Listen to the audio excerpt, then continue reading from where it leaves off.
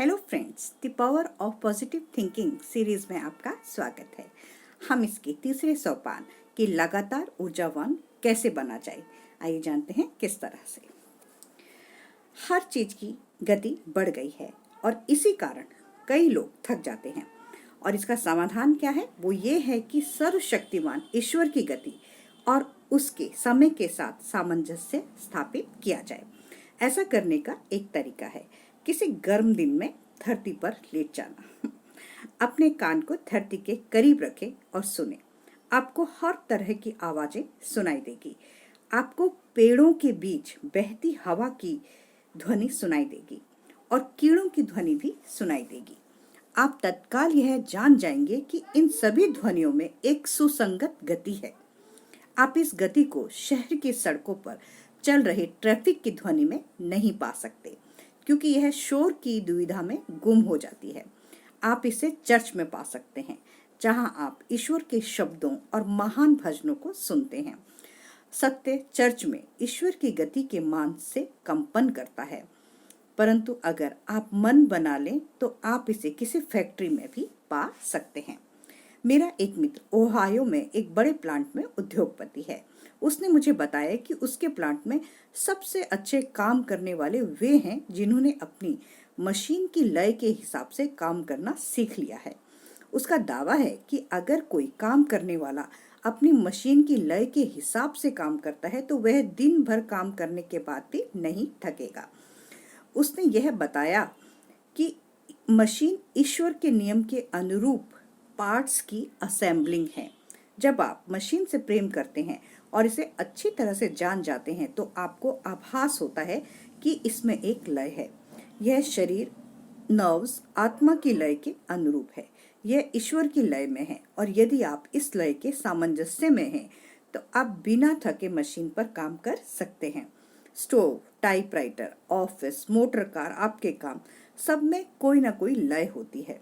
इसलिए थकान से बचने और अपनी ऊर्जा को बनाए रखने के लिए आपको ईश्वर और उसकी बनाई हुई दुनिया की लय को समझना होगा और उसके हिसाब से चलना होगा। ऐसा करने के लिए आप शारीरिक रूप से रिलैक्स हो जाएं। फिर कल्पना करें कि आप मानसिक रूप से भी रिलैक्स हो रहे हैं।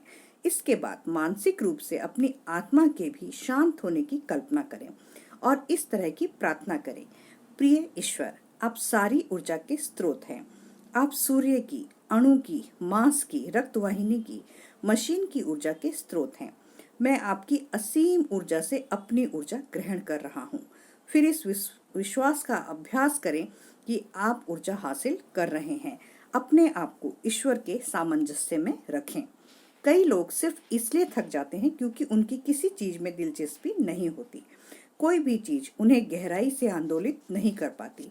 कई लोगों को इस बात से जरा भी फर्क नहीं पड़ता कि दुनिया में क्या हो रहा है या दुनिया का हाल कैसा है। मानव इतिहास के सभी संकटों को वे अपनी कष्टों की तुलना में छोटा समझते हैं।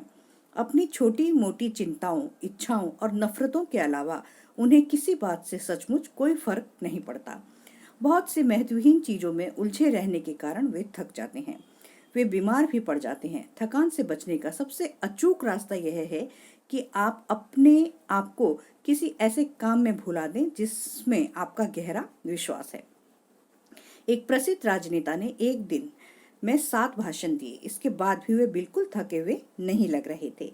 मैंने उनसे पूछा कि 7 भाषण देने के बाद भी आप थके नहीं, इसका कारण क्या है? क्योंकि उन्होंने कहा, मैंने अपने भाषणों में जो कहा मैं उसमें पूरी तरह से विश्वास करता हूँ। वे अपनी कई बातों के बारे में उत्साही हैं। यही रहस्य है। इस उनमें उत्साह था। वह अपने दिल की बात कह रहा था। जब आप इस तरह से कोई काम करते हैं तो फिर थकने का या ऊर्जा के क्षय होने का सवाल ही नहीं उठता। आप केवल तभी थकते हैं जब आपके दिमाग को कोई काम या जीवन नीरस लगता है। आपका दिमाग बोर हो जाता है और बिना कुछ किए ही थक जाता है। यह जरूरी नहीं है कि थकान कभी आपके पास फटके। किसी चीज में रुचि लें, किसी काम में पूरी तरह मन लगाएं। इसमें अपने आप को पूरी तरह से झोंक दें। अपने खोल से बाहर निकलें, कुछ करें, कुछ बने। सिर्फ अखबार पढ़कर दुनिया की मीन मेघ ना निकालते रहें और यह ना कहते रहें कि वे लोग इस बारे में कुछ क्यों नहीं करते।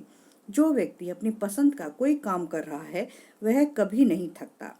अगर आप अच्छे काम नहीं कर रहे हैं, अगर आप अपने काम को पसंद नहीं कर रहे हैं, तो कोई ताजुब नहीं है कि आप जल्दी ही थक जाते हैं। आप अपने ही हाथों अपने आप को नष्ट कर रहे हैं। आपका क्षय हो रहा है। आप शाखा पर लगे लगे ही मुर्दा हो रहे हैं। अपने से ज्यादा बड़े कामों में आप जितनी अधिक रुचि लेंगे, आपको उतनी ही ज्यादा ऊर्जा मिलेगी।